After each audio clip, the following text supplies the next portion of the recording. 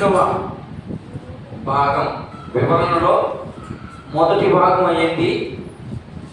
రెండవ భాగాన్ని ఈరోజు మనం చూద్దాం. చదువుదాం. మొదటి అధ్యాయము మొదటి 4 వచనాలని మనం ధ్యానం చేద్దాం.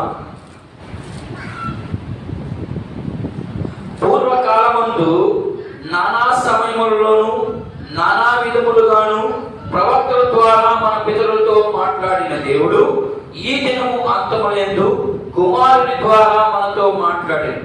ఆయన ఆ కుమారుని సమస్తమునకు వారసునిగా నియమించెను. ఆయన ద్వారా ప్రపంచములను నిర్మించెను. ఆయన దేవుని మహిమ యొక్క తేజస్సు, ఆయన తత్వము యొక్క మూర్తిమంతమై ఉండి తన మహత్తుగలు మాట చేత సమస్తమును నిర్వహించు పాపముల విషయములో శుద్ధీకరణము చేసి దేవదూతల కంటే ఎంత శ్రేష్టమైన నామమును పొందెనో వారి కంటే అంత శ్రేష్ఠుడై ఉన్నత లోక మహోమగుడుకు దేవుని గుడి ప్రాస్యమున ఉండెను. చిన్న ప్రార్థన చేద్దాం. పరిశుద్ధుగా ప్రేమ కలిగిన తండ్రి, చదవబడినటువంటి వాక్య భాగంలోనికి మేము వెళ్తుండగా నీ ఆత్మతో మమ్మల్ని నింపి నాతోనూ నీ బిడ్డలతోనూ శుద్ధిగా మాట్లాడి మేము అర్థం చేసుకుని ఈ లోకయాత్ర ప్రయాణంలో మేము ఎలా జీవించాలో మాకు నేర్పించమని ఈ మనవులు మా కొరకు తిరిగి రానైన యేసుక్రీస్తు వారి నామంలో ప్రార్థిస్తున్నాము తండ్రి, ఆమేన్. సరే, ముందుగా వాక్య భాగంలో హెబ్రీ పత్రిక అంతా కూడా యేసు ప్రభు యొక్క గొప్పతనాన్ని గురించి వివరిస్తూ ఉంది. హెబ్రీ పత్రికలో ఉన్నటువంటి ప్రతి అధ్యాయము కూడా యేసు ప్రభు ఎలా గొప్పవాడు, ఎవరికంటే గొప్పవాడు, ఎంత గొప్పవాడు అనే విషయాలు తెలియజేస్తూ ఉంది. అందుకని హెబ్రీ పత్రిక అంతా కూడా యేసు ప్రభు శ్రేష్ఠుడు, యేసు ప్రభువు చాలా ఉన్నతమైనటువంటి వ్యక్తి అనే విషయాలు మాత్రమే ఈ హెబ్రీ పత్రిక అంతా కూడా మనకు కనిపిస్తూ ఉంటాయి. అయితే ఎవరికంటే శ్రేష్ఠుడు, ఎలా శ్రేష్ఠుడు అనే విషయాన్ని మనము ఈరోజు కొన్ని భాగాలు చూద్దాం. మొదటిగా ఎవరికి ఈయన శ్రేష్ఠుడు, ఎవరికంటే శ్రేష్ఠుడు అనే విషయాన్ని మనం గమనించినట్లయితే అక్కడ నేను రాస్తున్నాను ఆల్రెడీ కొన్ని భాగాలు. ఒక వ్యక్తిగా శ్రేష్ఠుడు, చాలా భాగాలు చేశాను, వాటిలో కొద్ది భాగాలు మాత్రమే నేను రాయడం జరిగింది. ఇంకా చాలా విషయాలు ఉంటాయి. మనం ముందు ఆ యొక్క ఎవరికంటే గొప్పవాడు, ఎలా ఆయన శ్రేష్ఠుడు అనే విషయాలు ఇంకా మనం ముందు నేర్చుకునేదానికి ప్రయత్నం చేద్దాం. మొదటిగా ఒక వ్యక్తిగా శ్రేష్ఠుడు అంటే మానవునిగా లేదా ఒక మనిషిగా ఆయన చాలా ఉన్నతమైనటువంటి వ్యక్తి. ఇది మొదటి విషయం. రెండవది, ప్రవక్తల కన్నా శ్రేష్ఠుడు. ప్రవక్తల కన్నా శ్రేష్ఠుడు అంటే, ప్రవక్తలు అంటే పూర్వకాలంలో జరుగుతున్నటువంటి సంభాషణ, దేవునికి ప్రవక్తలకి మధ్య ఉన్న సంభాషణ తీసుకొచ్చి మనుషులకి వివరిస్తున్నటువంటి వారు ప్రవక్తలు. అర్థమైనా? వీళ్ళ కన్నా కూడా చాలా శ్రేష్టమైన వ్యక్తి అని చెప్తున్నాడు. మూడవదిగా దేవదూతల కన్నా చాలా గొప్ప వ్యక్తి అని చెప్తున్నాడు. దేవదూతలు కనపడు, దేవుడు కనపడతాడు. అర్థమైందా? నాలుగవదిగా ధర్మశాస్త్రం, మోషే ద్వారా వ్రాయబడినటువంటి ధర్మశాస్త్రం కూడా ఆయన కంటే తక్కువ స్థితి. ఐదవది ప్రధాన యాజకుడు. ప్రధాన యాజకులు ఏం చేస్తూ ఉంటారు? అతి పరిశుద్ధ స్థలంలోనికి వెళ్ళేవారు. వీళ్ళంతా వీళ్ళ కంటే కూడా ఆయన చాలా శ్రేష్ఠుడు. చివరిగా మోషే కన్నా కూడా చాలా గొప్ప వ్యక్తి అని మాట్లాడుతూ ఉన్నాడు. అయితే మనకు ఒక ప్రశ్న రావాలి, ఎవరికి చెప్తున్నాడు ఈ మాట? ఇది ప్రశ్న. ఎవరికి చెప్తున్నాడు? ఈ గ్రంథకర్త, ఈ హెబ్రీ గ్రంథకర్త ఎవరితో చెప్తున్నాడు అనే విషయాన్ని మనం అర్థం చేసుకోవడానికి ముందుగా ప్రయత్నం చేసి ఆ తర్వాత వాక్య భాగంలోకి వెళ్దాం. ఎవరికి చెప్తున్నాడయ్యా ఈయన అంటే ఇశ్రాయేలీయులకి చెప్తున్నాడు. అర్థమైందా? ఇశ్రాయేలీయులకి చెప్పడం జరుగుతూ ఉంది. అలాగే యూదులు కూడా, అంటే వేళల్లో నుంచి వచ్చినటువంటి వారి వీళ్ళు కూడా యూదులకి చెప్తా ఉన్నాడు. ఎందుకు చెప్తా ఉన్నాడయ్యా అంటే ఇక్కడ ఒక పెద్ద సంఘర్షణ జరిగింది. ఎందుకు చెప్తున్నాడు ఈ మాటలు? యేసు ప్రభుని ఎందుకు అంత హైలైట్ చేస్తా ఉన్నాడు అనే విషయాన్ని మనం చూసుకున్నట్లయితే, ఎందుకు చెప్తున్నాడు, ఎవరికి చెప్తున్నాడు అంటే, ఎవరికి చెప్తున్నాడంటే ప్రాముఖ్యంగా యూదులకి చెప్తా ఉన్నాడు. రెండవది ఇశ్రాయేలీయులతో మాట్లాడుతున్నాడు. సంఘం ఉన్నప్పుడు ఇది మన క్యారెక్టర్ పుస్తకంలో ఏంటంటే సంఘము ఏం నేర్చుకోవాలి, ఇక్కడ ఈ గ్రంథకర్త వీళ్ళతో ఏం మాట్లాడుతున్నాడు, దాంట్లో నుంచి మనం ఏమి నేర్చుకోవాలి అనే విషయం మాత్రమే అర్థం చేసుకోవాలి. ఇది సంఘానికి చాలా ప్రాముఖ్యంగా నేర్చుకునేదానికి మంచి పుస్తకం. ఓకేనా? అయితే యూదులతో మాట్లాడుతున్నాడు. ఏం మాట్లాడుతున్నాడంటే, యూదులకి పూర్వకాలంలో వాడికి సులభంగా ఉన్నటువంటి పద్ధతి ఏంటంటే, పాపం చేసినప్పుడు వాళ్ళు బలులు, అర్పణలు, సబ్బాతు, తర్వాత వచ్చి సున్నతి, ఇవన్నీ చాలా సులభంగా ఉండేది వాళ్ళకి. నేను చెప్పేది ఇంట్రడక్షన్ చాలా జాగ్రత్తగా వినాలి. ఇది వింటేనే మీకు బైబిల్ అర్థం అవుతుంది, నేను చెప్పేది కూడా మీకు అర్థం అవుతుంది. ఇది వినకపోతే మీకు ఏం అర్థం కాదు.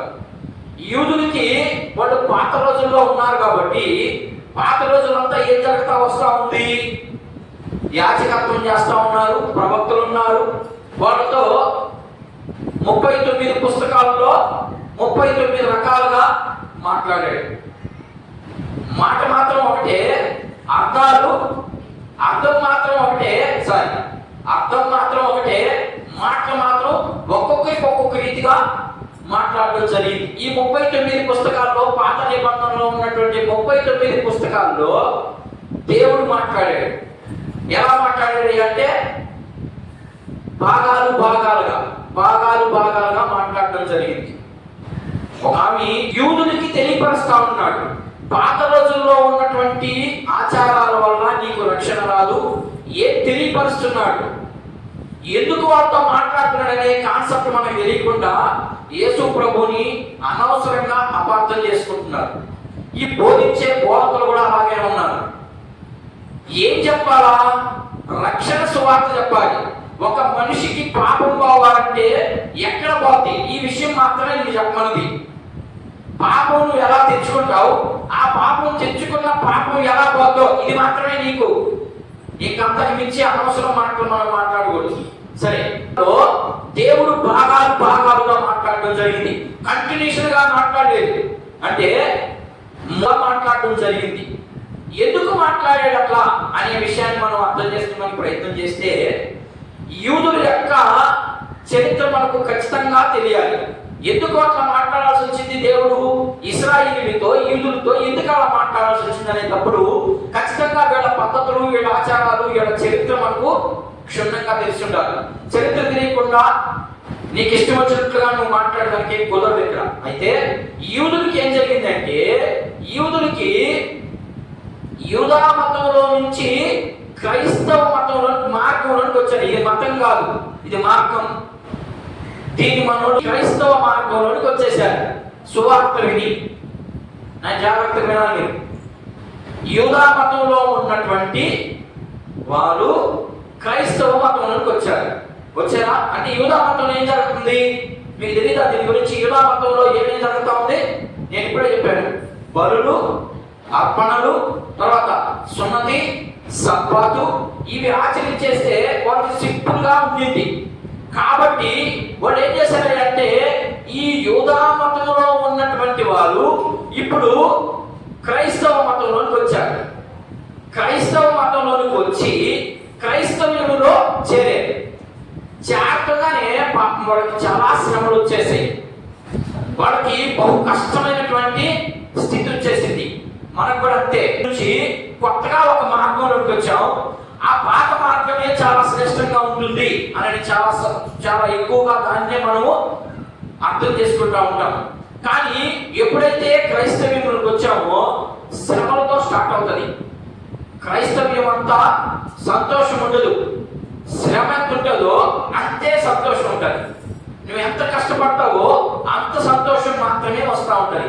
అలాగనే యూదా మతంలో నుంచి కొద్దిమంది క్రైస్తవ మతంలోనికి వెళ్ళిపోయారు. క్రైస్తవ మతంలోనికి వెళ్ళిపోయి క్రైస్తవ మతం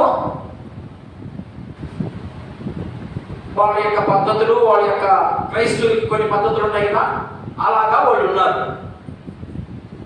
అలాగా ఉన్నప్పుడు వాళ్ళకి కొన్ని శ్రమలు రావడం జరిగింది. శ్రమలు వచ్చేసరికి ఇక్కడ ఉన్నటువంటి విశ్వాసులు ఏం చేశారయ్యా అంటే మరలా వెనక్కి తిరిగారు. నేను ఎందుకు రాశాడు అనే విషయాన్ని మాత్రమే చెప్తున్నాను. అర్థమైందా? ఎందుకు రాశాడు, అసలు దీని నేపథ్యం ఏంటి అనే వివరణ ఇస్తున్నాను. ఇది రెండవ వివరణ. వీళ్ళు మరలా వెనక్కి తిరిగి యూదా మతంలోనికి రావాలనుకున్నారు. వీళ్ళు ఆధ్యాత్మికంగా ఎదిగినటువంటి వ్యక్తులు కాదు. నేను నిలబడుతుందని చెప్పేది జాగ్రత్తగా. ఈ విశ్వాసులు ఏదో ఇక్కడి నుంచి ఇక్కడికి వస్తే బాగుంటుంది అనే ఉద్దేశంతో వచ్చారు. అందులో సువార్త ఏం చెప్పాడు? యేసు ప్రభు చేసినటువంటి అద్భుతాలన్నీ విన్నారు. అదే అద్భుతాలని అవతల వ్యక్తులకి అపోస్తులు కూడా చేశారు. అపోస్తులు ఎప్పుడైతే చేశారో ఇక్కడ ఉన్నటువంటి వారందరూ కూడా ఇక్కడికి వెళ్ళడం జరిగింది. వీళ్ళు పరిమితి చెందినటువంటి వారు కాదు. జాగ్రత్తగా వినాలి. అంటే పరిమితి అంటే ఆధ్యాత్మికమైనటువంటి విషయాల్లో అవగాహన తక్కువగా ఉంది. ఎలా వస్తున్నారు ఈ రోజు కూడా యేసు ప్రభు దగ్గరికి? ఎలా వస్తున్నారయ్యా అంటే యేసు ప్రభు మన బాధలు మన శోధనలన్నీ తీసేస్తాడు అనే ఉద్దేశంతోనే వస్తున్నాడు. వీళ్ళు కూడా అదే ప్రదేశంతో అదే ప్రణాళికలో వచ్చారు వీళ్ళు కూడా. అందుకని వీళ్ళని ఏమంటామంటే పరిమితి చెందని విశ్వాసులు, అంటే దేవుని గురించి సరైనటువంటి అవగాహన లేనటువంటి విశ్వాసులు అని అర్థం చేసుకోవాలి. అర్థమవుతుందా? అలాగే వీళ్ళు ఇక్కడికి వచ్చేసారు. ఎక్కడికి వచ్చారు? యేసు ప్రభు దగ్గరికి వచ్చారు. యేసు ప్రభు దగ్గరికి వచ్చి కొంత శ్రమ వచ్చేసరికి వాళ్ళకి బాధ కలిగేసరికి మళ్ళా రిటర్న్ పోవాలనుకున్నారు. పోవాలనుకుని ఆలోచన చేస్తా ఉన్నారు. అప్పుడు వీళ్ళ మధ్యలో ఉన్నాడు ఎవరు? ఈ ఎబ్రీ పత్రిక రాసినటువంటి గ్రంథకర్త. ఇది విన్నాడు ఆ వ్యక్తి. విని ఇప్పుడు వాళ్ళకి చెప్తున్నాడు. ఏం చెప్తున్నాడంటే యూదా మతం నుంచి ఇక్కడికి వచ్చారు, బాగానే ఉంది, మరలా ఎందుకు వెళ్ళాలనుకుంటున్నారు ఇక్కడికి అని అడిగాడు. అని ఎప్పుడైతే అడగడం జరిగిందో, అంటే పుస్తకం రాసేటప్పుడు ఎలా ఉంటుందంటే ఈయనే ప్రశ్న వేసుకుంటాడు, ఈయనే జవాబు చెబుతాడు. అర్థమవుతున్నాయి నేను చెప్పేది? పుస్తకం రాసేటప్పుడు మీ దగ్గరకు వచ్చి మిమ్మల్ని అడిగి రాయడు. అర్థమైనా? ఈయనే ప్రశ్న వేసుకుంటాడు, ఈయనే ఒక విశ్వాసిగా ఉంటాడు, మరలా యేసు ప్రభు ఎరగనటువంటి వ్యక్తిగా ఉంటాడు. ఇట్లా రెండు భాగాలుగా మాట్లాడతాడు. ఇప్పుడు ఈయన ప్రశ్న వేసుకున్నాడు. ఈ గ్రంథకర్త ఏమని వేసుకున్నాడంటే ఎందుకు మీరు ఇట్లా వెళ్ళాలనుకుంటున్నారు? ఏ నుంచి ఆల్రెడీ ముగించుకొని ఇక్కడికి వచ్చారు, మరలా ఎందుకు వెళ్ళాలనుకుంటున్నారు అని అడిగినప్పుడు ఇక్కడ ఏం కలిగింది? శ్రమ కలిగింది. శ్రమ ఎప్పుడైతే కలిగిందంటే ఎందువల్ల కలిగింది? ఏ శ్రమ కలిగిందంటే యూదులు ఇక్కడి నుంచి పోయినటువంటి వారిని తక్కువగా చూశారు అంతే. మనం చెప్తాం కదా యేసు ప్రభు అంటే విశ్వాసులకి యేసు ప్రభు దగ్గరకు వచ్చినటువంటి వారికి శ్రమ ఇదే. యూదుల్లో నుంచి వచ్చేసారు కాబట్టి వీళ్ళని మళ్ళా వీళ్ళ కార్యాలు కానీ, మన భాషలో చెప్పాలంటే వీళ్ళ కార్యాలు కానీ లేదా వీళ్ళ ఏదైనా పండగలకు కానీ వీళ్ళు అక్కడికి వెళ్ళినప్పుడు వీళ్ళని కొంచెం కేకాగా చూస్తున్నారు అంతే. అది శ్రమ. దానికి వీళ్ళు అయ్యో మనం యేసు ప్రభు దగ్గరకు వచ్చినందుకే కదా మనకి శ్రమ వచ్చింది, యేసు ప్రభు దగ్గరకు వచ్చినందుకే కదా మనకి ఆ విభేదం కలిగింది, కాబట్టి మనం మరలా వెనక్కి వెళ్ళిపోదాము అనే ఆలోచన వచ్చినప్పుడు ఇప్పుడు ఈ గ్రంథకర్త వీళ్ళకి అర్థమయ్యేదానికి కొంతమంది వాళ్ళకి యూదులకి కొంతమంది చాలా ప్రాముఖ్యమైనటువంటి వ్యక్తులు ఉన్నారు. ఎవరైనా వాళ్ళంటే ప్రవక్తలు ముఖ్యం, రెండోది దేవదూతలు ముఖ్యం, మూడోది ధర్మశాస్త్రం ముఖ్యం. నాలుగోది ప్రధాన యాజకత్వం ముఖ్యం. అందరికంటే ముఖ్యంగా మోషే, తర్వాత దావీదు, నేను ఇక్కడ రాష్ట్రం చూడండి, దావీదు, తర్వాత అహరోను, తర్వాత యెహోషువ, వీళ్ళంతా వాళ్ళకి చాలా ప్రాముఖ్యమైనటువంటి వ్యక్తులు. అందరికంటే ముఖ్యంగా అబ్రహాము ఇదిగో అన్నాడు. ఇట్లా వాళ్ళకి చాలా ప్రాముఖ్యమైనటువంటి మనుషులు కొద్దిమంది ఉన్నారు. ఎవరికి నేను మళ్ళీ ఇక్కడ జాగ్రత్తగా వినాలి. యూదులకి వీళ్ళంటే చాలా ప్రాముఖ్యం. వీళ్ళు చెప్పిన మాట తప్ప స్వయంగా దేవుడే కిందకి దిగొచ్చి నేను దేవుణ్ణి, నేనే ఆయన్ని అని చెప్పినా కూడా వీళ్ళు నమ్మరు. ఎవరు? యూదులు. అలాంటి స్థితిలో ఇప్పుడు గ్రంథకర్త ఏం చెప్తున్నాడంటే, ఇదిగో ఈ యూదా మతంలో ఉన్నటువంటి వ్యక్తులు వీళ్ళు ప్రవక్తలు, దేవదూతలు, ధర్మశాస్త్రము, ప్రధాన యాజకత్వము, మోషే, దావీదు, అహరోను, అబ్రహాము ఇలా చెప్పుకుంటూ వచ్చి వీళ్ళలో నుంచి వీళ్ళు కూడా పూజించేది యేసు ప్రభువునే. ఎలా అనేది ఇప్పుడు వివరిస్తున్నాడు, అనేది తెలియపరుస్తున్నాడు. శ్రమలు వచ్చేందుకు మళ్ళీ వెనక్కి తిరగాలనుకున్నారు. వెనక్కి తిరగాలనుకున్న వ్యక్తులకి ఎంతో తక్కువ స్థాయిలో ఉన్నటువంటి దానికి మళ్ళా ఎక్కడికి వెళ్తున్నారు? బరువుల కాడికి వెళ్తున్నారా? అర్పణ కాడికి వెళ్తున్నారా? ఇవన్నీ ఖర్చుతో కూడినటువంటివి. యేసు ప్రభు దగ్గర అలాంటి ఖర్చు ఏం లేదు. ఫ్రీగా వచ్చావా, ఆయన్ని నమ్మావా, ఆయన చెప్పిన మాట ప్రకారం జీవించావా? ఇక్కడ ఖర్చు లేదు. ఆయన్ని మన భాషలో చెప్తున్నాను ఆయన, మీరు తప్పుగా అర్థం చేసుకోబాకండి. మన భాషలో చెప్తున్నాను. ఇక్కడికి వస్తే ఖర్చు అవుతుంది. ఎందుకని? ఈ యూదా మతంలో ఏమేమి జరుగుతుంది? ఒక మనిషి పాపం చేసినప్పుడు వాళ్ళకి కావాల్సినటువంటి బలులు, అర్పణలు వాళ్ళ దగ్గర ఉన్నటువంటి అంతా తీసుకొచ్చి ఇక్కడ అర్పించినప్పుడు మాత్రమే అవుతుంది. కానీ క్రైస్తవ్యంలో ఏం లేవు. ఏముంది? అంతా ప్రార్థన అంతే. వచ్చావా, ప్రార్థన చేసుకున్నావా, ఆయన ప్రకారం, ఆయన చెప్పిన మాట ప్రకారం జీవించావా, వెళ్ళిపోయావా. ఇది చాలా సులభం కదా మీకు, ఎందుకు మళ్ళా వెనక్కి వెళ్ళాలనుకుంటున్నారు అని చెప్పి ఇప్పుడు వాళ్ళ యొక్క నేత్రాలు, అంటే ఇక్కడి నుంచి ఇక్కడికి పోయిన వాళ్ళ యొక్క నేత్రాలు వెలిగించేదానికి గ్రంథకర్త కొంతమందిని ఎన్నుకున్నాడు. ఎవరిని ఎన్నుకున్నాడట? ఆయన అక్కడ రాష్ట్రంలో చూడండి. ఎవరెవరిని ఎన్నుకున్నాడు? ప్రవక్తల్ని, దేవదూతల్ని, వాళ్ళ గురించి కొన్ని మాటలు రాస్తా ఉన్నాడు. చూద్దాం. ఎవరు వీళ్ళలో ప్రాముఖ్యమైనటువంటి ప్రవక్తలు అంటే నేను ఆల్రెడీ మీకు చెప్పాను. ఏం చెప్తున్నారు? వీళ్ళు దేవుడితో మాట్లాడుకున్నటువంటి వ్యక్తి. అందుకని ఈ పత్రిక మొదటి వచనంలో ఉంటుంది, పూర్వకాలమందు నానా సమయాలలో నానా విధములుగా మాట్లాడిన దేవుడు. ఎవరు మాట్లాడారు ఇక్కడ ప్రవక్తలతో? దేవుడే మాట్లాడాడు. అర్థమైందా? ఇప్పుడు వాళ్ళకి అర్థమైంది. నిజమే కదా, దేవుడే కదా మాట్లాడింది ప్రవక్తలతో. ఓకే, ఇది రైట్. అంటే ఈ విశ్వాసానికి తెలియపరుస్తున్నాడు, హెచ్చరిక చేస్తున్నాడు. వెళ్ళాలనుకున్న వాళ్ళకి హెచ్చరిక చేస్తున్నాడు. రెండవది దేవదూతలు. దేవదూతలు ఏం చేస్తారని వాళ్ళ ఉద్దేశం ఏంటి? శాస్త్రం. దేవదూతలతో ఎవరు మాట్లాడాడు? దేవుడే మాట్లాడాడు అని తెలియపరిచాడు. ఇప్పుడు ధర్మశాస్త్రం రాయబడింది ఎవరితో? మోషేతో మాట్లాడింది ఎవరు?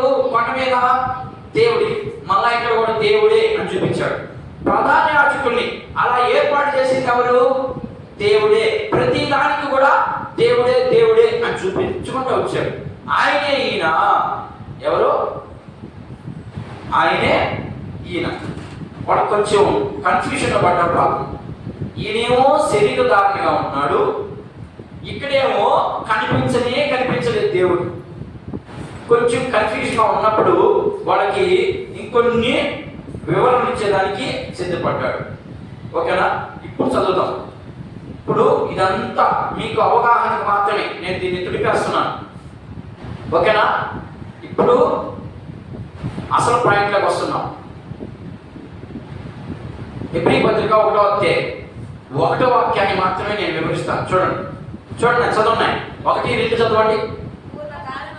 పూర్వకాలమందు నానా సమయములలోను నానా విధములుగాను ప్రవక్తల ద్వారా మన పితరులతో మాట్లాడిన దేవుడు. చాలు, అంతే.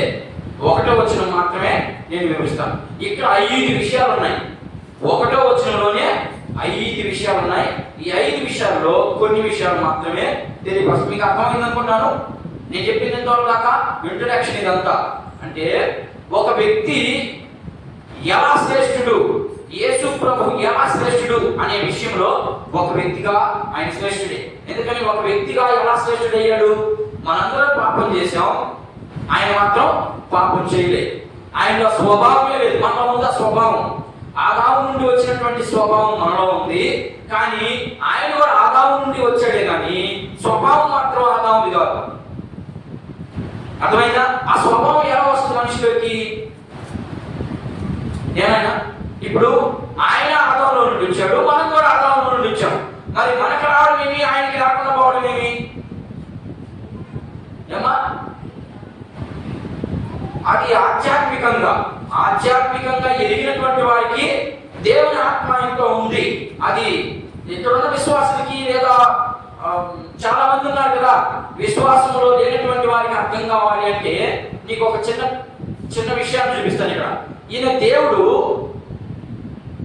ఆదాము మానవుడు, లేకపోతే యేసు ప్రభు అనుకుందాం. ఆదాము నుండి వచ్చినటువంటి సంతానం మనం మానవుని. ఇదే సంతానంలో నుంచి వచ్చినటువంటి వ్యక్తి యేసు ప్రభు. ఈయన పాపం రావడం ఏమి, ఈయన పాపం రాకుండా పోవడానికి గల కారణం ఏంటి అనేది మనం అర్థం చేసుకుందాం.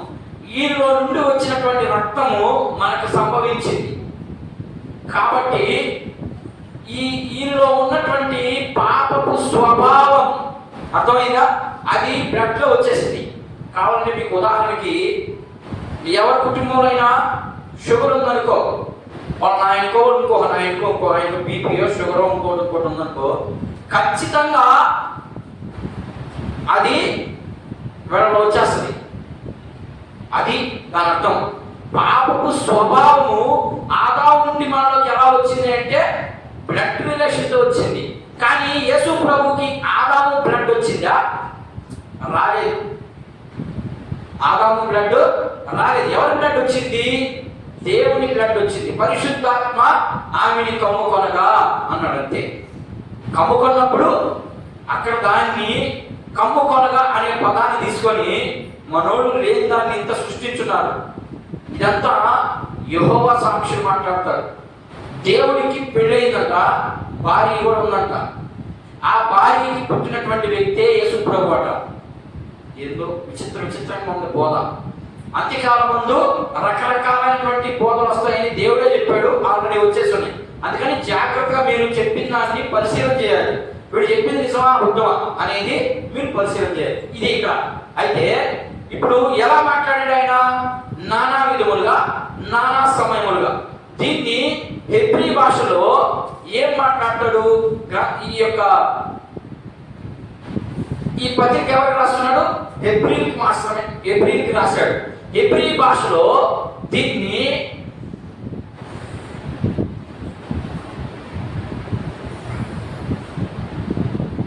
ఈ పదం చదవండి ఆయన. పత్రిక చదవండి. పొలియో మోరస్. ఇవి 2 పదాలు. ఈ పదంతో పలికేయడానికి అర్థమయ్యేదానికి హెబ్రీ పదం అది. పొలియో మోరస్ అంటే అర్థం ఏంటంటే భాగాలుగా. అది అక్కడ దాని అర్థం. పొలియో మోరస్ అని అంటే భాగాలుగా దేవుడు మాట్లాడాడు. దాన్నే మొదటి వచనంలో ఏం కనబడతా ఉంది? నానా సమయాల్లో నానా విధములుగా. మనకు అర్థమయ్యేదానికి తెలుగు భాషలో రాయబడినటువంటి మాట అది. హెబ్రీ భాషలో వీళ్ళతో మాట్లాడిన పదం ఇది. నేను చెప్పేది అర్థమవుతుంది అనుకుంటాను. ఓకేనా? ప్రభు మాట్లాడిన ఆ మాటల ప్రకారం మనం అర్థం చేసుకునేదానికి తెలుగులో దీన్ని తర్జుమా చేయడం జరిగింది. అవి కూడా తెలుసుకోవాలి క్రైస్తవులు. ఏం జరగకుండా వచ్చేస్తే క్రైస్తవులకు సరే. నానా విధములుగా నానా సమయంలో మాట్లాడాడు దేవుడు. ఎట్లా మాట్లాడాడో మొదటిగా పేతురు రాసినటువంటి 2వ పత్రిక చూద్దాం. కొన్ని వచనాలు మనం గమనిద్దాం. ఎలా మాట్లాడాడు దేవుడు. కొన్ని విషయాలు మాత్రమే నేను చూపించి తర్వాత నేను దాన్ని ఎలా మార్చారు జనాలు కూడా చూద్దాం. పేతురు రాసినటువంటి 2వ పత్రిక 1వ అధ్యాయము 21వ వాక్యాన్ని గమనిద్దాం, చూడండి. ఏలైనగా ప్రవచనము ఎప్పుడును మనుషుని ఇష్టాన్ని బట్టి మాట్లాడడు కానీ మనుషులు మాట్లాడేది పరిశుద్ధాత్మ ప్రేరణ వల్లనే. ఒక విషయం కనబడతా ఉందా ఏమ్మా? మొదటి విషయం ఏం చెప్తానంటే పేతులే సాక్ష్యం ఇస్తా ఉన్నాడు. మనుషులు నచ్చినట్లుగా మాట్లాడగలిగే కుదరదు. అది కుదరాలి అంటే పరిశుద్ధాత్మ పోయి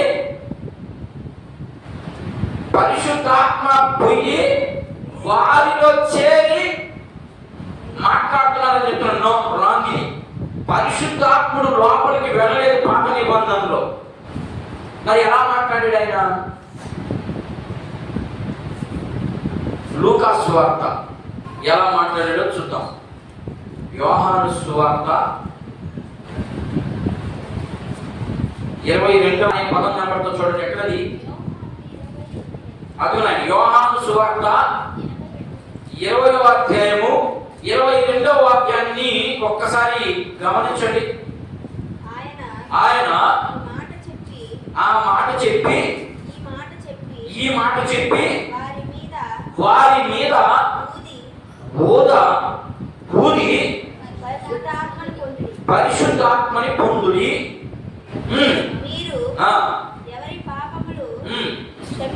సరే, దాని పక్కన పడడం. ఇప్పుడు ఏం జరుగుతా ఉంది ఇక్కడ? పరిశుద్ధాత్ముడు పాత నిబంధనలో మనిషిని లోపల లేడు అనేది కనబడుతుంది ఇక్కడ. ఎలా మాట్లాడాడు ఆయన? అందుకని నానా విధములుగా నానా సమయంలో అనే మాట కనబడతా ఉంది కదా.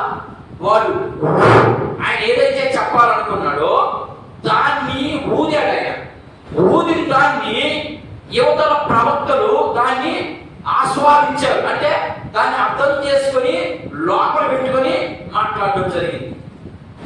నేను చెప్పేది అర్థమవుతుందా? పరిశుద్ధాత్మ దేవుడు లోపల లేడు. ఎలా ఉన్నాడు? ఎలా వచ్చాడు పరిశుద్ధాత్ముడు? కొత్త నిబంధనలోనే పరిశుద్ధాత్మ దేవుడు అనేకులకి వెళ్ళాడు. ఎప్పుడు? బాప్తిస్మం తీసుకున్నప్పుడు మాత్రమే ఆ వరాన్ని పొందుకుంటాం. అప్పుడు దాకా వరాన్ని పొందుకో, ఆయన్ని మనము ఆస్వాదించం. ఆయన ఎంతవరకు? ఆయన వచ్చాడా ఏదైతే చెప్పాలనుకుంటాడో దాన్ని ప్రవక్తలకి అలా ఊదినప్పుడు దాన్ని వీళ్ళు ఆస్వాదించుకొని దాన్నే తీసుకొచ్చి ప్రజలకు బోధించేవాడు. దానంతటిని తీసేసి ఇప్పుడు మనుషుల పైన బోధన మొదలుపెట్టారు జనాలు. ఆ కాన్సెప్ట్ అది లేదు. బైబిల్ ఊతే పడిపోతారు అని చెప్తున్నారు. అర్థమవుతుందా? ఇప్పుడు వచ్చి జనాల మీద అంటున్నారు టాప్ అని పడిపోతున్నారు. ఈ సందర్భాన్ని ఎట్లా మనం అర్థం చేసుకుంటాం చూడండి. ఓదడము అంటే పడదడం కాదు ఇక్కడ అర్థం. ఇక్కడ ఏ కాంటెక్స్ట్ లో మాట్లాడుతుంది ఈ పదం, ఈ మాట అనేది మనం అర్థం చేసుకోవాలి. పరిశుద్ధాత్మ వారి పైన ఓదగా వాడు ఏం చేశారు? దాన్ని చదవమా. పరిశుద్ధాత్మను పొందుడి అంటే వాళ్ళకి లేదని కదా అర్థం. అక్కడ అప్పుడు వరకు వాళ్ళకి లేదని దాని అర్థం. వాళ్ళు దాన్ని తీసుకొని అప్పుడు ప్రజలకి ఏమైతే బోధించాలనుకున్నారో దాన్ని బోధించడం జరిగింది. అందుకనే దీన్ని పొలియోమోరస్ అంటే భాగాలుగా మాట్లాడడం జరిగింది. ఇది మొదటి విషయం. ఈ మాట్లాడు మనిషి ఇష్టం వచ్చినట్లుగా మాట్లాడు, ఇలాగైనప్పుడు మాత్రమే మాట్లాడతాడు. రెండవ మాట తిమోతికి రాసినటువంటి పత్రిక చదవండి. నేను ఈ భాగాన్ని చెప్పి మానేస్తాను, తర్వాత దీన్ని కొనసాగింపుగా మరొక రోజు చూద్దాం. తిమోతికి రాసినటువంటి పత్రిక రెండవ పత్రిక 3వ అధ్యాయం 16వ వచనం. తిమోతికి రాసినటువంటి పత్రిక 3వ అధ్యాయము దైవజనుడు సన్నద్ధుడై అంటే అర్థం ఏంటి? నాయన దైవజనుడు సన్నద్ధుడై అనే మాట కనబడతాం మనకి. ఏంటి ఆ మాట అర్థం? దైవజనుడు సన్నద్ధుడై ప్రతి సత్కార్యమును పూర్ణముగా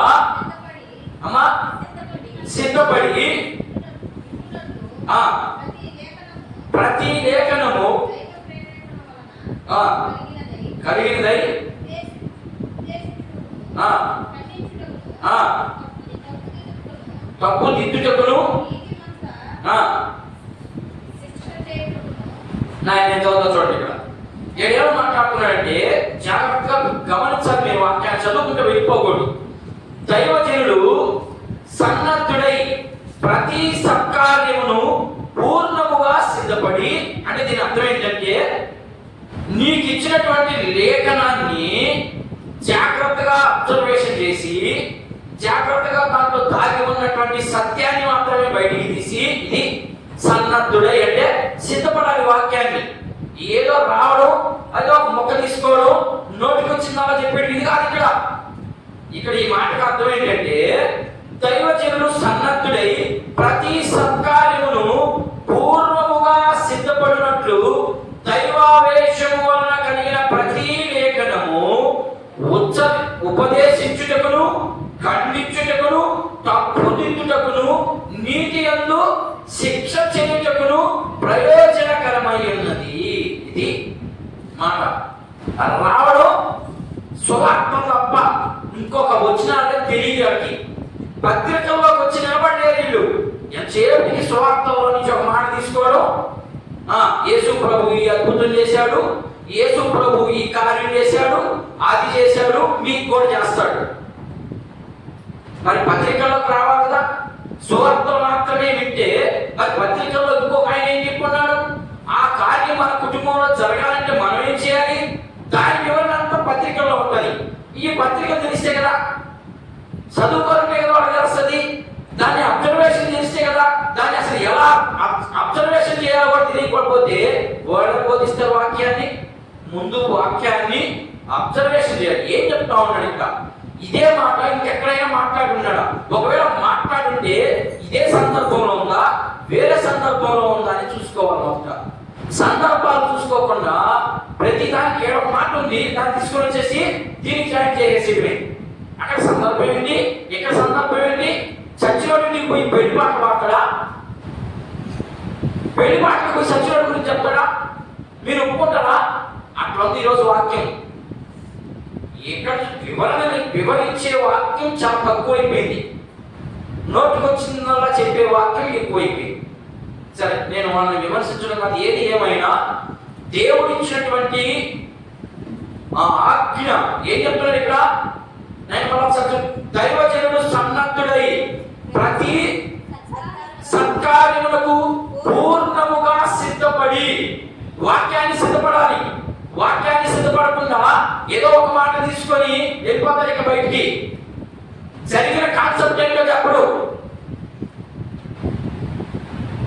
జరిగిన సంగతి చెప్పి దాంట్లో నుంచి నువ్వేమి నేర్చుకోవాలి, నువ్వేమి నేర్చుకుంటే నీ జీవితం ఆధ్యాత్మికంగా పెరుగుతుంది అనే విషయాన్ని మర్చిపోతా ఉన్నాను ఈరోజు. మాకెందుకంటే వివరణ, మాకు వాక్యం కావాలండి. వాక్యం వేరు, వివరణ వేరు, ఇంకా ఇంకొకటి వేరా కాదు. ప్రతిదానికి వివరణించి ఇదిగో నీ జీవితం ఎలా ఉందా మార్చుకో, అవకాశం ఉంది, వాళ్ళకి అవకాశం లేదు, నీకు అవకాశం ఉంది, ఇది వివరణ. సరే, నేను అక్కడ వెళ్ళను. ఏం చెప్తున్నాడమ్మా? ఇది దైవావేశం వల్ల కలిగినదే కానీ మనిషి ఇష్టానుసారంగా మాట్లాడడానికి రూల్స్ లేవు. ఇది మొదటి విషయం. ఇంకా చూడండి ఎలా మాట్లాడాడు, ఎవరితో మాట్లాడినాడు. ఇప్పుడు చెప్పారు కదా అక్కడ ఉన్నటువంటి విశ్వాసాలకి. మొదటిగా ఎవరితో మాట్లాడాడు దేవుడు? మొదట మాట్లాడింది ఎవరు దేవుడితో? ఎవరితో మాట్లాడిన దేవుడు? మొదట మాట్లాడినటువంటి వ్యక్తి ఏమ్మా? మానవ సంగతి తీసి పక్కన పెట్టండి. తర్వాత మాట్లాడిన వ్యక్తి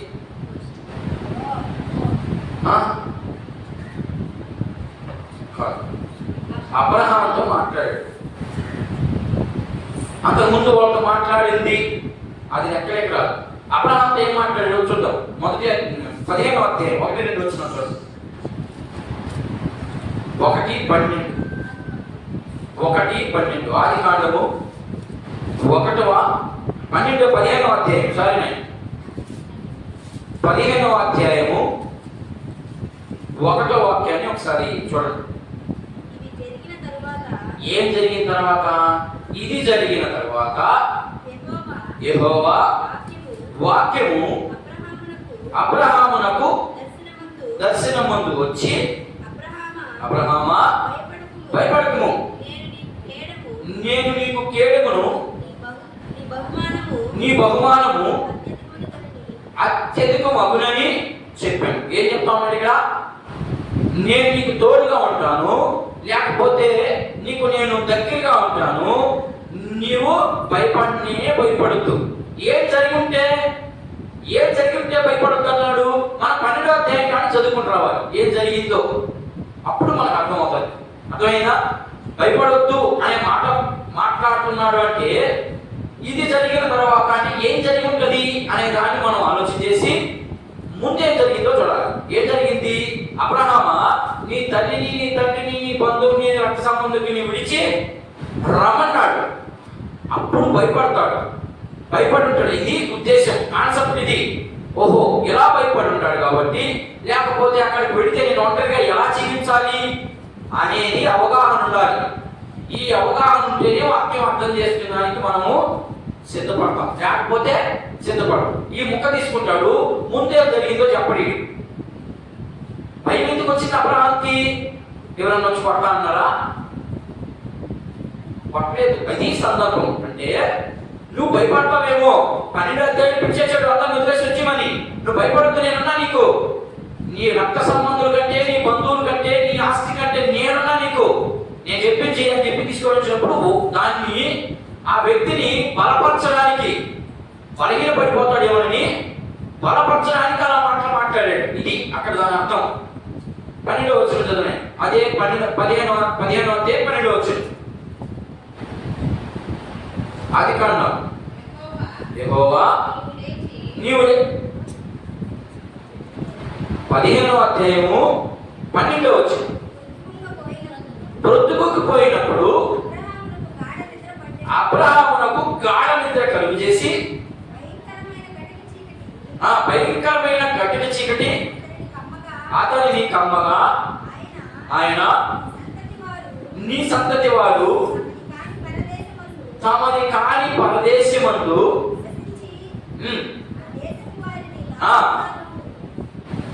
ఏం చెప్తున్నాడమ్మా? గాఢ నిద్ర కలుగు చేసి అప్పుడే చెప్పేశాడు. అప్పటికి అబ్రహాంకి పిల్లలు పుట్టారా?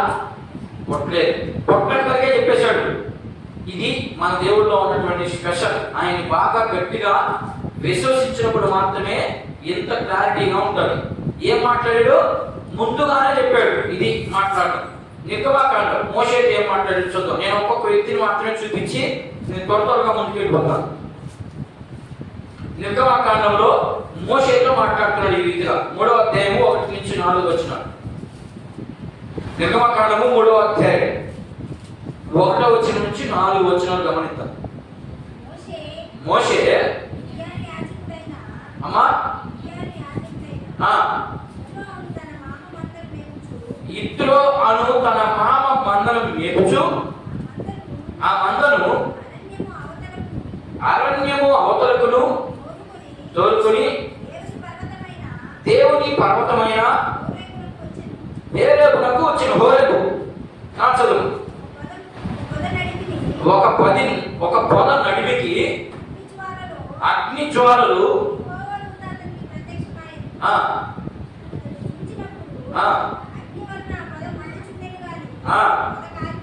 కాలిపోలేదు. అప్పుడు మోషే అది ఆ పొద ఎలాగూ కాలిపోలేదు, నేను ఆ తట్టు వెళ్ళి ఈ గొప్ప విత్తను చూచెదను. దానిని చూచుటకు అతడు ఆ తట్టుకు వచ్చుట యెహోవా చూచెను.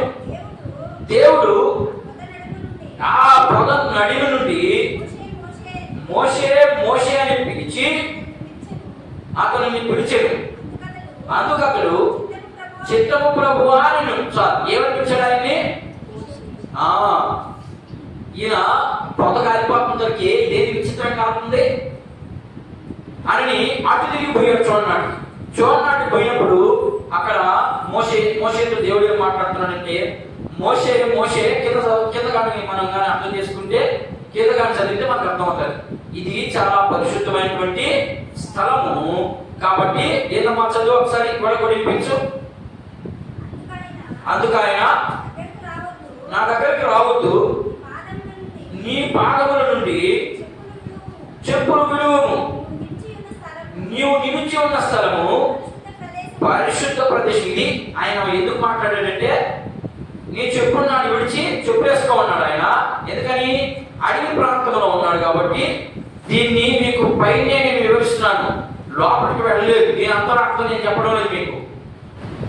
లిటరల్ గా అక్షరార్థంగా ఏ మాట అయితే ఉందో నేను చెప్తున్నా. అంటే ఆయన గొర్రెలు వెళ్తా ఉన్నాడు కాబట్టి మనం పై చదువుకున్నాం. వాళ్ళ మావైనటువంటి ఇద్దరు ఆయన దగ్గర ఉన్నటువంటి మందలను మేపేటప్పుడు చెప్పులు వేసుకొని ఆ అడవిలో ముళ్ళు ముట్టుకుని ఉంటాయని చెప్పులు వేసుకొని ఉన్నాడు. ఇది సందర్భం. ఇక్కడ మాట్లాడాడు మోషేతో. దీన్ని ఆధ్యాత్మికంగా దీన్ని మనం అర్థం చేసుకోవడానికి దాని లోపలికి వెళితే చాలా సత్యం బయటకు వస్తుంది. నేను అక్కడికి వెళ్ళనివ్వదు, ఎందుకంటే సమయం మనకు కుదరదు కాబట్టి. నా సందర్భం ఇది కాదు, నేను చెప్పే వాక్యం వేరు కాబట్టి. చూద్దామే యెహోషువ గ్రంథం 5వ అధ్యాయం. ఇప్పుడు నిర్గమకాండంలో మోషేతో మాట్లాడాడు, ఇప్పుడు యెహోషువతో మాట్లాడుతున్నాడు. కానీ అన్న త్వరగా చదవాలి. యెహోషువ గ్రంథము 5వ అధ్యాయం 13వ వాక్యం. యెహోషువ గ్రంథము 5వ అధ్యాయము 13 నుంచి 15 వచనాలు. యెహోషువ చూడగా ఆ చేత ఆ పట్టుకొని ఉన్న అప్పుడు అతని ఎదుట నిలిచి ఉండేది. ఆ యెహోషువ అతని ఎదుటకు వెళ్ళి, యెహోషువ అతని ఎదుటకు వెళ్ళి, నీవు మా పక్షముగా ఉన్నవాడవా, నీవు మా పక్షముగా ఉన్నవాడవా, విరోధుల పక్షముగా ఉన్నవాడవా మాకు విరోధులుగా ఉన్నటువంటి వారి పక్షముగా ఉన్నవాడవా అని అడుగగా అతడు కాదు, ఏంటంట, యెహోవా సేనాధిపతిగా నేను వచ్చి ఉన్నానని యెహోషువ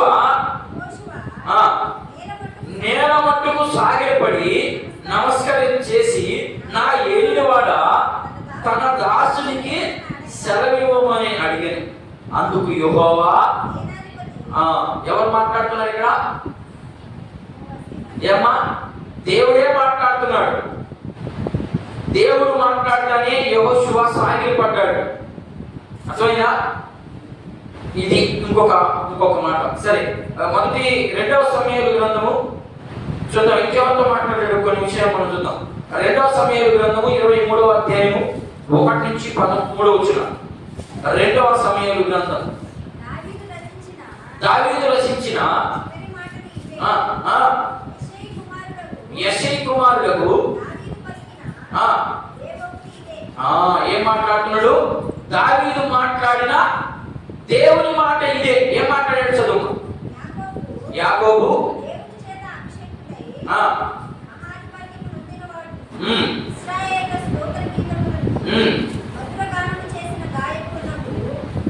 చదువుమా. ఏం మాట్లాడుతున్నాడు? ఇశ్రాయేలీతో యాకోబుతో వాగ్దానం చేశాడు, అదే ఈ మాట అని ఇక్కడ కూడా సెలవిస్తా ఉన్నాడు. రాజుల మొదటి గ్రంథం 19వ అధ్యాయం చూద్దాం. ఎలా మాట్లాడితే నానా సమయాల్లో మాట్లాడాడు. దాన్ని వీళ్ళు ఎలా అర్థం చేసుకున్నారో వచ్చే వారం మనం అర్థం చేసుకోవడానికి ప్రయత్నం చేద్దాం. ఈ వారం ఇంతటితో నేను ముగిస్తాను. ఇంకా కొన్ని వచనాలు ఉన్నాయి, చదివించి దాన్ని ఎలా అర్థం చేసుకున్నారో అక్కడ దాకా చెప్పి దాన్ని అర్థం చేసుకొని ఏమైపోయింది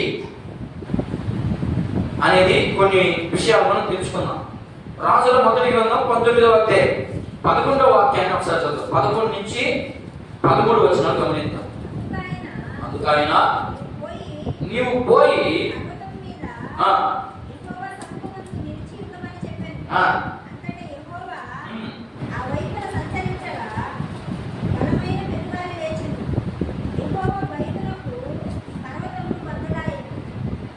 చదువు.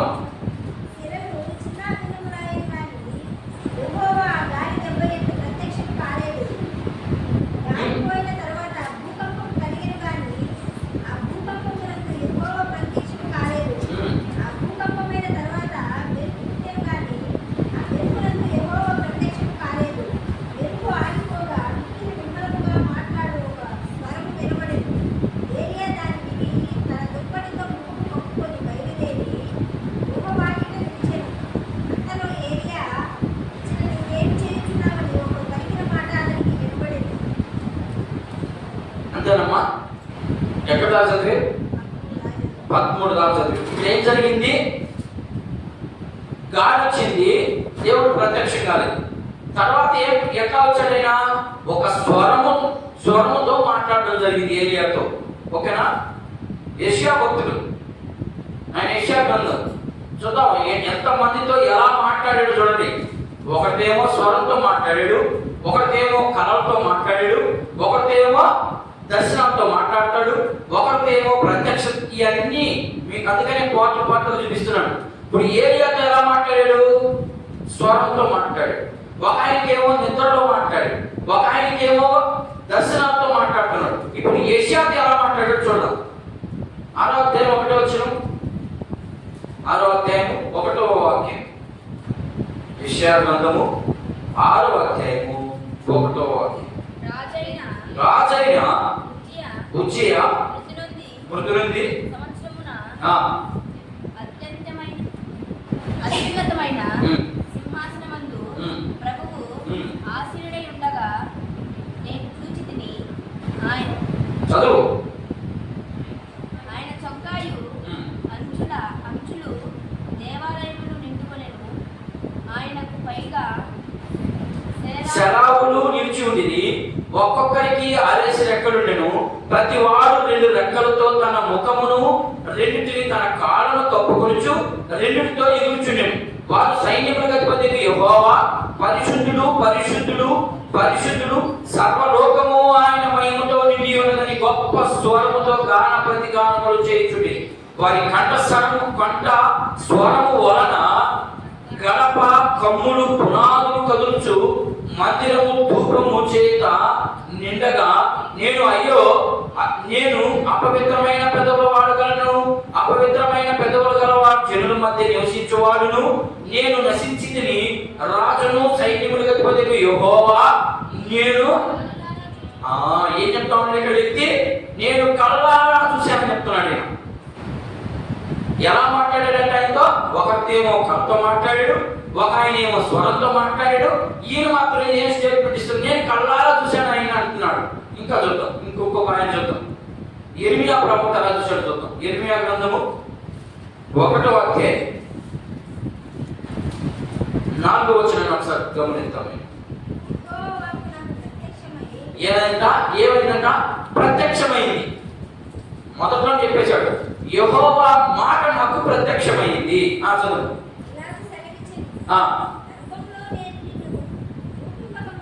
ఏంటంటమ్మా?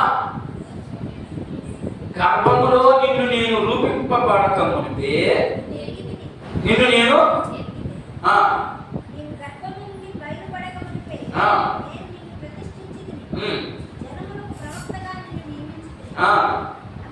అందుకు అయ్యో ప్రభువుకు యెహోవా చిత్తగించుము, నేను చిన్నవాడినే, మాట్లాడుటకు నాకు శక్తి చాలని నేను అనగా. ఇప్పుడు యెహోవా మాట్లాడుతున్నాడు చూడు. యెహోవా నాకు ఇలా సెలవిచ్చును, నేను బాలుడని అనవద్దు. నీకు అనవసరం ఎన్ని మాట్లాడేది నేను. ఎట్లా ఆయనతో చేరా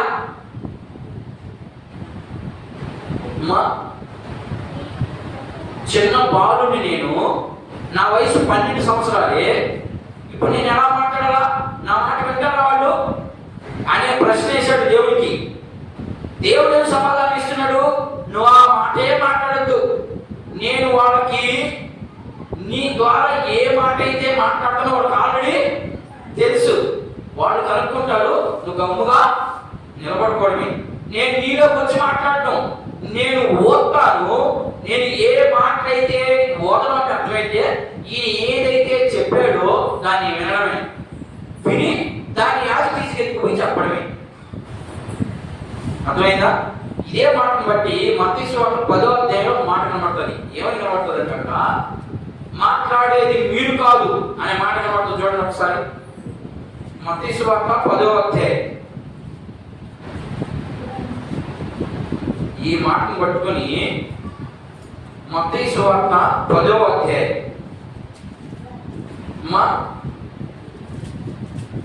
19వ వచనం కానీ చదువుకుని రండి. వారు మిమ్మల్ని అప్పగించినప్పుడు ఎలాగూ మాట్లాడుదుము? ప్రశ్న, క్వశ్చన్ వచ్చింది అక్కడ, క్వశ్చన్ మార్క్ కనబడతా ఉంది చూడండి అక్కడ. వారు మిమ్మల్ని అప్పగించినప్పుడు ఎలాగూ మాట్లాడుదుము, ఏమి చెప్పుదుము, అది చింతింపుకుడి. అంటే మీరు ఆలోచన చేయొద్దు. దీని అర్థమైంది? యూదులు మీకు ప్రశ్న వేసినప్పుడు వాళ్ళకి నువ్వు ఏం జవాబు చెప్పాలో నువ్వు ఆలోచించాల్సిన అక్కర్లేదు, నువ్వేం చెప్పవలసిన అవసరం లేదు. ఇప్పుడు చూడండి ఏం మాట్లాడు. మీరు ఏమి చెప్పవలెనో అది ఆ గడియలోనే మీకు అనుగ్రహింపబడును. ఏమ్మా, నువ్వేమైతే మాట్లాడాలో అవతలలో దాన్ని నేను ఆ గడియలోనే మీకు. ఇప్పుడు ఎవరికి మాట్లాడలేదు? మీరు నేను చెప్పే విషయాన్ని మీరు చాలా జాగ్రత్తగా వినాలి. నాకేమో పరిశుద్ధాత్మ లేదు అని చెప్పాను, అర్థమైందా? మరి ఇప్పుడేమో మీకు ఆ గడిలోనే అనుగ్రహింపబడును అని చెప్తున్నాను. అంటే దాని అర్థం ఏంటి? అప్పుడు పరిశుద్ధాత్మని పొందేకున్నారు. బాప్టిజం తీసుకున్నప్పుడు మాత్రమే పరిశుద్ధాత్మ వారిలో ఉంచడం జరిగింది. అంతవరదాకా దేవుడు వాళ్ళకి ఓదడం, వాళ్ళని వాడుకోవడం, సైలెంట్ అయిపోవడం. మనిషి లోపల లేడు. పాత నిబంధనలో మనుషుని లోపల అలాగే స్థిరస్థాయిగా ఉండలేదు. అలా ఉంటే, ఒకవేళ ఉంది అనే ప్రశ్న మీకు కానిస్తే ఎలా ఉంటుంటాడు ఆయన? ఉంది అంటే ఏం జరగద్ది మనిషిలో? ఆయన నా మాత్రం అర్థం కావట్లేదా మీకు? పరిశుద్ధాత్మ లేదు అని చెప్పాను నేను. పరిశుద్ధాత్మ క్రొత్త నిబంధనలో బాప్టిజం తీసుకున్న తర్వాతనే, రక్షించబడిన తర్వాతనే నువ్వు బాప్టిజానికి వెళ్ళినప్పుడు, మునిగి లేచినప్పుడు పరిశుద్ధాత్మనే వరం మీరు పొందుకుంటారని పేతురు మాట్లాడుతున్నాడు. ఎట్లా ఇది? మరి పాత నిబంధనలో పరిశుద్ధాత్మ దేవుడు లోపల లేకుండా ఒకవేళ ఉంటే ఏం చేస్తాడు పరిశుద్ధాత్ముడు? ఆయన పని ఏంటి అసలు? పరిశుద్ధాత్మని పని, తండ్రి పని ఏంటి? కుమారుడి పని ఏంటి? పరిశుద్ధాత్మని పని ఏంటి? పాత నిబంధనలో పరిశుద్ధాత్మ లోపలికి కానీ ఉంటే ఆయన ఏం చేస్తాడు మనిషిని? పరిశుద్ధాత్ముడు చేసే పని ఏంటి? అమ్మా, ఒప్పిస్తాడు. ప్రార్థన కాదు, నీలో ఏ లోపం అయితే ఉందో దాన్ని బయటకు తీసుకొస్తాడు ఆయన. నువ్వు దేవునికి వ్యతిరేకంగా ఏదైతే ఉందో దాన్ని దేవుని ఎదుటికి తీసుకొచ్చి ఒప్పిస్తాడు. అందుకనే మీరు అపోస్తలుల కార్యం బాగా చదవాలి. అపోస్తలుల కార్యంలో ఆయన ఏం చెప్తాడంటే, 2వ అధ్యాయం పక్కనే ఉంటుంది చూడండి, ఒకసారి ఆ మాట కూడా చూద్దాం. 2వ అధ్యాయం తీసారా? 2వ అధ్యాయం తీసారా? చూడండి ఒకసారి. 2వ అధ్యాయము 36వ వచనం చదువుకుంటారంటే మీకు బాగా అర్థం అవుతుంది.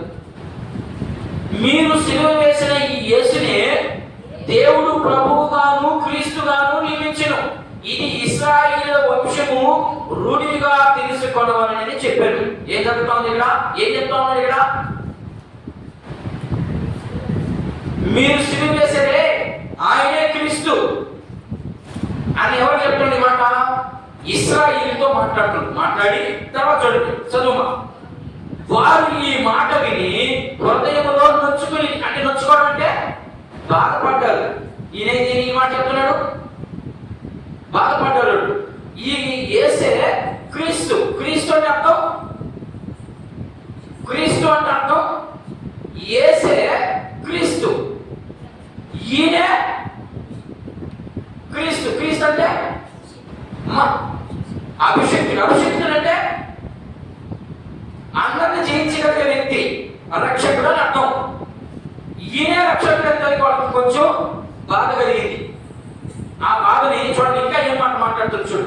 వాళ్ళు హృదయం నొచ్చుకొనగా, సహోదరులారా మేమేమి చెప్పుతామని పేతురు కడమ అపోస్తలుడు అడుగగా, పేతురు మీరు మారు మనసు పొంది పాప క్షమాపణ నిమిత్తము ప్రతివాడు యేసుక్రీస్తు నామమున బాప్తిస్మము పొందుడి, అప్పుడు మీరు పరిశుద్ధాత్మ అనే వరాన్ని పొందుకుంటాడని చెప్పాడు. అప్పుడు దాకా పరిశుద్ధాత్మ పొందుకోలేదు. అంటే పొందుకున్న తర్వాత ఎక్కడ ఉంటాడు పరిశుద్ధాత్ముడు? ఏమ్మా, పొందుకున్నాడు. పొందుకున్న తర్వాత ఈ పరిశుద్ధాత్ముడు ఏడుంటాడు? లోపల ఉంటాడు. అర్థమైందా? అప్పుడు దాకా మనిషిని వాడుకున్నాడు, వెళ్ళిపోతాడు అంతే. అంటే ఈ లోపలికి వచ్చి బయటికి వెళ్ళిపోవడం కాదు దాని అర్థం. ఆయన చెప్పిన మాటని విని మాట్లాడటమే అంతే.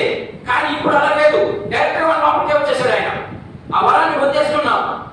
పొందుకున్న తర్వాత నువ్వు మళ్ళా డౌట్ రావచ్చు, మేము పాపం చేస్తామని మాలో ఉన్న పరిశుద్ధాత్మ వెళ్ళిపోతాడా?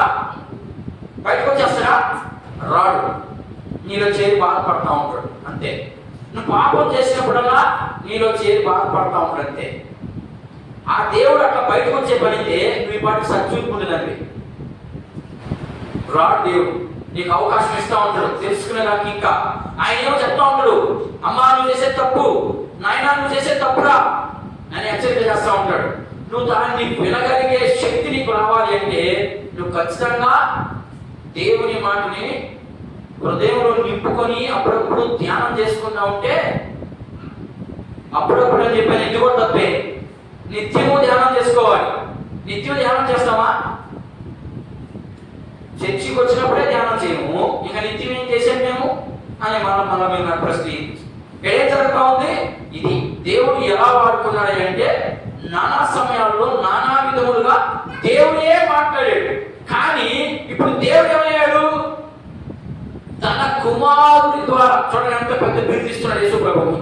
అది చెప్తున్నాడు ఎవరికి? ఇక్కడ ఉన్నటువంటి ఇశ్రాయేలుకి.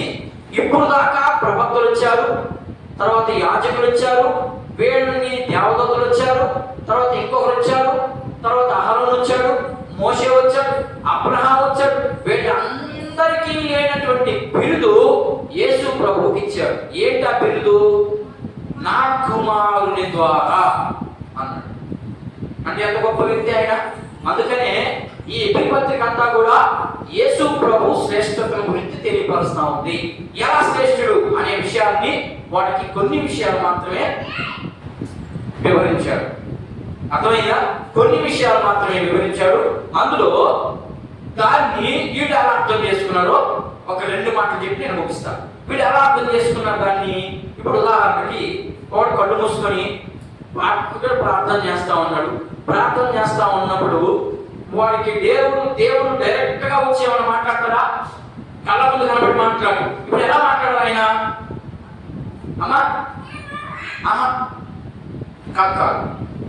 ప్రార్థన చేసే సమయంలో ఇప్పుడు దేవుడు మాట్లాడాడు ఈ వ్యక్తితో. ఎలా మాట్లాడతాడు? డైరెక్ట్ గా దేవుడు వచ్చి కళ్ళకు కనిపించాడు. పాత రోజుల గురించి నేను మాట్లాడుతున్నాను. వాళ్ళకి కళల ద్వారా, గుర్తుల ద్వారా, రకరకాల పద్ధతుల్లో మాట్లాడాడు. ఇప్పుడు వీళ్ళతో మాట్లాడుతున్న ప్రార్థన చేసేటప్పుడు మాట్లాడాడు ఒక ఆయనకి. ఎట్లా మాట్లాడుంటాడు? ఒక చెట్టులో చేరి మాట్లాడుంటాడు ఉదాహరణకి. ఇప్పుడు ఈడేం చెప్తాడు? ఏమ్మా ప్రజలకి ఈడేం చెప్తాడు అనేది తెలియాలి మనకి. ఇదిగో దీని ద్వారా నాతో మాట్లాడాడు అని చెప్పాడు. ఎవరు? ప్రవక్త. ఇదిగో నాకు ఈ రూపంలో చేరి నాతో మాట్లాడాడు దేవుడు, మీకు ఈ విషయాలు చెప్పమన్నాడు అని చెప్పాడు. ఇప్పుడు నేను ఇక్కడ జాగ్రత్తగా వినాలా. వీడంతా ప్రజలు. దేవుడు ఈ చెట్టు రూపంలో చేరి నాతో మాట్లాడాడు, ఇదిగో ఈ మాట చెప్పమన్నాడు మీకు అని చెప్పాడు ఈ ప్రవక్త.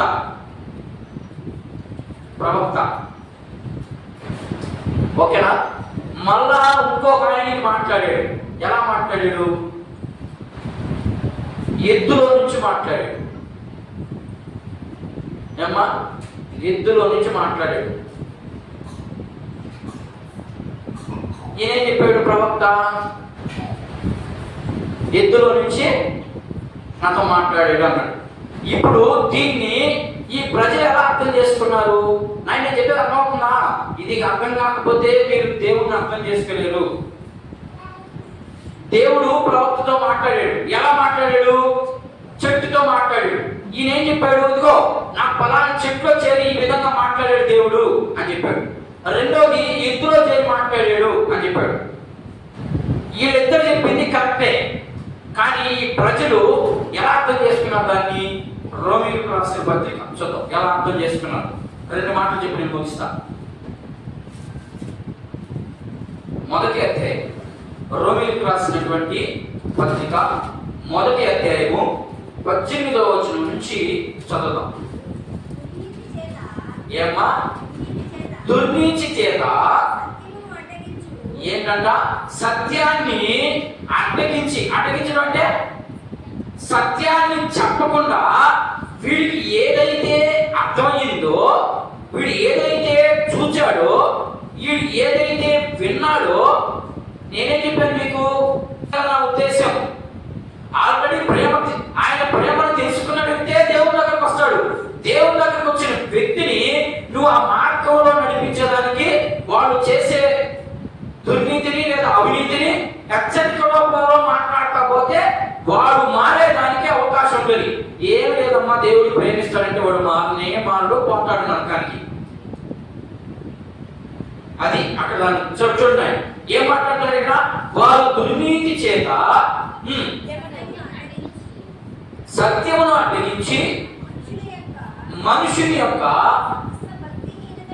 సమస్త భక్తిహీనత మీదను దుర్నీతి మీదను దేవుని కోపము పరలోకము నుండి బయలుపరచబడుచున్నది. ఏ కోపము? ఎవరు? ఒక్క నిమిషం అంటే ఉండండి. ఏ భేదము లేదు, అందరూ పాపము చేసి ఏంటి దేవుని దగ్గర నుంచి వచ్చే కోపము?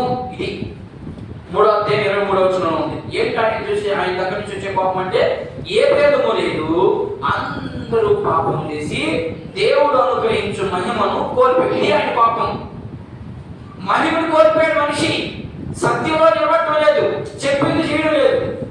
ఆయన మహిమకి ఏమొస్తుంది? ఇప్పుడు ఏమొస్తుందమ్మా? అవమానం. ఎట్లా వస్తుంది? మనం చేసే పని వల్ల, మనం మాట్లాడే తీరు వల్ల, మనం లోకంలో చేసే ప్రతి సత్కార్యం వల్ల దేవునికి ఏమొస్తుంది? అవమానం వస్తాం. దాన్ని దుర్వినియోగపరచు. అదేం కాదులే, దేవుడు నన్ను ఏం అనలే అనుకుంటున్నారు. లేదు అంటాడు దేవుడు. ఇప్పుడు ప్రేమాస్వరూపిగా ఉన్నాడు కాబట్టి మౌనం ఉన్నాడు ఆయన. రేపు ఒక రోజు ఎలా వస్తాడండి ఆయన? యూదా గోత్రపు సింహం ఏం చేస్తుంది? బయట వచ్చేటప్పుడు దానికి ఆకలి ఎక్కువ, చచ్చిందాన్ని తినది, బ్రతికున్న దాన్ని కొట్టుకొని చంపుకుంది కదా అది. అంటే దాని అర్థం ఏంటి? చచ్చినోడు ఎవరు, బతికినోడు ఎవరు? ఇప్పుడేనా సింహము చచ్చిందాన్ని కుదమ్మా చనిపోయిందని తెలియదు. కావాలంటే ఎక్కడైనా ఎదుర్కొని ఎవరైనా అడగడమే. సింహం బతుకున్న దాన్ని తినదు. బతుకున్న దాన్ని ఎవరు? క్రైస్తవుడు. బ్రతికి ఉండేది ఎవరంటే క్రైస్తవుడే. అర్థమైందా? అందరూ కాదు. ఇక్కడ మన ఇక్కడ ఒక ప్రశ్న, అందరు క్రైస్తవులు ఎవరు? బ్రతికున్న క్రైస్తవుడు. అంటే అందరూ ఏమనుకుంటున్నారు? క్రైస్తవులు అందరూ బ్రతికుంటారు కదా, అంతే కదమ్మా. క్రీస్తు యేసునందున్న వారికి ఏ శిక్ష లేదని చెప్పాడు కదా మాట. అది చాలు మనకి. అక్కడ ఎందుకు మాట్లాడేది వద్దు మనకి. యేసు ప్రభువుని నమ్ముకుంటే పరలోక రాజ్యం వస్తుంది. ఓకే, వస్తుంది, రాదని నేను చెప్పను. దేవుని వాక్యం చెప్తుంది. దేవుని వాక్యాన్ని నేను అడిగించేదాన్ని నేనేమండి? ఇప్పుడు సింహం వస్తుంది. ఎలాంటి దాన్ని తప్పుకుంటుంది సింహం? బ్రతికున్న దాన్ని. అంటే బ్రతికునేది ఎవరు? క్రైస్తవుడు. క్రైస్తవుడు బ్రతుకున్నాడా? బ్రతుకున్నాడంటే ఏమేమి ఉండాలా? సత్యాన్ని మాత్రమే మన జీవితంలో అనుభవించుకోవాలి. సత్యం కోసమే జీవించాలి. ఇప్పుడు ఆలోచన చేసుకోండి, మన సత్యంలో ఉన్నాం అసలు? చెప్పండి. సత్యంలో ఉన్నామా? దేవుని మాటని వింటున్నామా? దేవుని మాటని ఏం చేస్తున్నాం? మనం దుర్వినియోగం చేస్తున్నాం. అంటే మన ఇష్టానికి మార్చుకుంటున్నాం దేవుని వాక్యాన్ని. ఇంకా చదువు 23వ వచనం చదవను. ఎందుకనగా దేవుని గురించి తెలియశక్యమైనది ఏదో. అంటే దాని అర్థం ఏంటి? రోమపత్రిక వచ్చేవాడు దేవుని గురించి తెలియశక్యమైనది ఏదో అది వారి మధ్య విషదమైనది. దేవుడు అది వారికి విషదపరచెను. ఆయన అదృశ్య లక్షణములను అనగా ఆయన నిత్య శక్తియు దైవత్వమును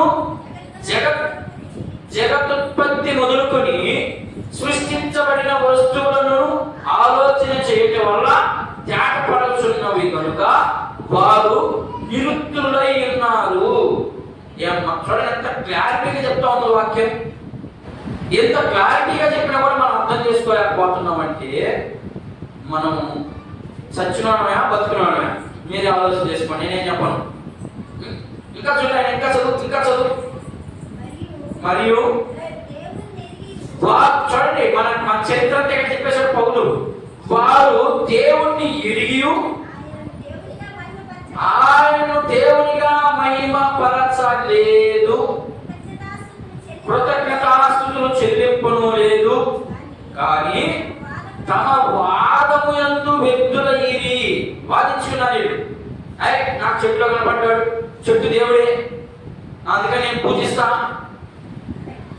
మట్టి బొమ్మ దేవుడే, నాకు ఎందుకని గోడల నుంచి మాట్లాడాడు, వాళ్ళు వేసుకుంటున్నారు వీళ్ళు. ఆ మట్టి బొమ్మలో నుంచి నాతో మాట్లాడేందుకు నేను దీన్ని వస్తా. వీళ్ళకే పడలేదు. ఇంకా ఏం చెప్తున్నాడు చూడమ్మా, ఇంకా ఏమైనా మాట్లాడుతున్నాడు చూడు.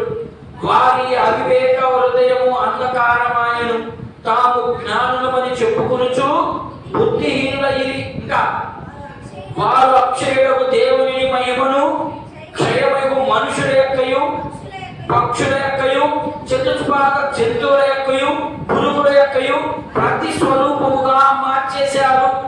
మరమ్మ చాలు నాయన, ఎక్కడ చాలు మీకు. ఏమైపోయారు మనిషి? ఏం మార్చేసుకున్నాడు? ఎలా మార్చబడ్డాడు దేవుడు? ఇశ్రాయేలు మార్చారు. ఎలా, ఎక్కడ మార్చారు అమ్మా? నిర్గమకాండము 33వ అధ్యాయంలో మోషే దేవుని దగ్గరికి వెళ్తాడు. దేవుని దగ్గరికి వెళ్ళినప్పుడు వీళ్ళు ఆ అరణ్య మార్గంలో ప్రయాణం చేసి సగకాలం అయిన తర్వాత ధర్మశాస్త్రాన్ని ఇవ్వడానికి పైకి తీసుకెళ్ళాడు ఆయన. వీడేం చేశాడు? ఇకనే మోషే 40 ఏళ్ళు అయింది, మమ్మల్ని అన్యాయం చేసేసి ఆ అరణ్య మార్గంలో లేదా ఆ ఐగుప్తులో ఉన్నాం, మేము లక్షణంగా ఆడినాం, ఆ ఐగుప్తులో ఇల్లు కట్టుకున్నాం, చక్కగా భోజనం మాకు ఇష్టం వచ్చినట్టుగా బతుకుతున్నాం. ఈ అరణ్యంలో తీసుకొచ్చి నడి ప్రాంతంలో వదిలేసి వెళ్ళిపోయాడు. ఇక కనపడ్డు, ఇక రాడు. ఆహారం చెప్తాను, లేదు వస్తాడైనా, నా మాట వినండి అని చెప్పాడు. వినకపోగా ఏం చేశారు? ముక్కుల్లో ఈ కమ్మలు చెవుల్లో కమ్మలు అన్ని పెరిగి దాన్ని బాగా మరగ చేసి దూరం చేసుకొని ఏం చేశాడు? అదే ఇది ఇక్కడ దూరం చేసుకొని ఈయనే దేవుడు. ఎవరైనా ఏమ్మా? యెహోవా దేవుడు. మరి మనం అటువంటి చెప్పారు ఆయన. ఇశ్రాయేలు చేసేవాళ్ళు మోషే ఎప్పుడైతే 40 దినాలు కనపడలేదో వీడేమైపోయారు? ఇక మోషే వెళ్ళిపోయాడు, ఇక మాకు ఒక దేవుడు కావాలి కదా. నేను ఇక అన్ని పేరు చెప్పకూడదు మీకు. విగ్రహము ఉన్నారు కదా, యేసు ప్రభు విగ్రహం పెట్టుకుంటున్నారు కదా. వాళ్ళు ఎంత అవివేకుడు! వాళ్ళ హృదయము ఏమైపోయింది? అంధకారం అయిపోయింది. అంటే దేవుడు చెప్పిన మాటలు పక్కన పెట్టేశారు. వీళ్ళు మాకు దేవుడు కావాలి కాబట్టి మాకు ఒక ప్రతిరూపం కావాలి. ఈ ఈ ఈ బొమ్మలో దేవుడు ఉన్నాడు అనుకుంటాడు. బొమ్మలో దేవుడు ఉంటాడా? విచిత్రం చూడండి. ఆయన ఏం చెప్పాడు? యోహాను సువార్త 4వ అధ్యాయంలో 4:24 ఏం చెప్పాడంటే, నేను ఆత్మను కనుక మీరు నన్ను ఆరాధించేటప్పుడు ఎలా ఆరాధించబడాలా? ఆత్మతోనూ సత్యంతోనూ. సత్యం అంటే దేవుడు ఉన్నాడంటే అది ఎక్కడైనా కానీ, ఇలా చెట్టులో కాదు, పుట్టులో కాదు, విగ్రహాల్లో కాదు. వీడేమైపోయారంటే ఇక్కడ ఇప్పుడు చదువునాయి. పురుగుల యొక్కయు, నువ్వు చూడండి ఒకసారి నాయన, వారు అక్షయులకు దేవుని మహిమను క్షయమకు. అంటే అక్షయం అంటే ఆయన అక్షయము కనబడింది. అక్షయము అంటే కనబడింది, క్షయము అంటే కనబడేది. ఎంత మార్పు ఉందో చూడండి. ఈ ఒక్క మాటలో ఎంత మార్పు కనబడతా ఉందో చూడండి. అక్షయమైన దానిని విడిచి క్షయమైన దాన్ని ఏం చేసుకున్నారంట? చదువు. క్షయమకు మనుషుల యొక్కయు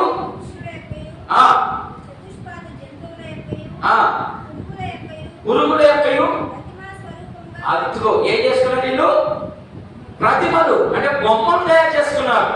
బొమ్మలు తయారు చేసుకొని ఇప్పుడు దేవుణ్ణి పక్కన పెట్టేశారు. నాకు ఎట్లా కనబడ్డాడు అంతే, దానికి పోయి స్తోత్రం మొక్కడమే. ఏడకు బాగుందని చెప్తాను నేను అమ్మ. దాన్ని వీళ్ళు ఎలా అర్థం చేసుకున్నారయ్యా అంటే చూద్దాం. ఈ మాట చెప్పి నేను ముగించేస్తా. చదువునండి, రేపు దీన్ని వివరణిస్తాను. ఈసారి భాగంలో దీన్ని ఇంకా వివరణ క్లారిటీ ఇస్తాను. దీన్ని ఏమంటారో ఒక మాట చెప్పి నేను ముగిస్తాను. చదువునండి 22. వారి అవివేక హృదయము అంధకారం. అంటే ఏది? వాళ్ళు అంధకారులు అయిపోయి ఇప్పుడు దాన్ని ఎలా ప్రకటిస్తున్నారు అంటే వేదాంతం. చూడండి ఇక్కడ వేదాంతం అర్థమైందా? ఈ వేదాంతం గురించి రేపు చూద్దాం ఈసారి. వారు ఏంటి ఆ వేదాంతం? మనిషి ఎలా దాన్ని ఆ గుర్తుల్ని ఎలా మార్చేశాడు, మార్చిన దానికి దేవుడు వారికి ఎలాంటి ఉద్దేశంతో మాట్లాడాడు, ఆ ఉద్దేశం వల్ల దేవుడు ఎంత గొప్ప వ్యక్తిని అవతల వారికి తెలియపరచాలి, ఎలా తెలియపరచాలి అనే విషయాలు మనము వచ్చే వారం మనము చూసుకుందాం. ఓకేనా? ప్రార్థన.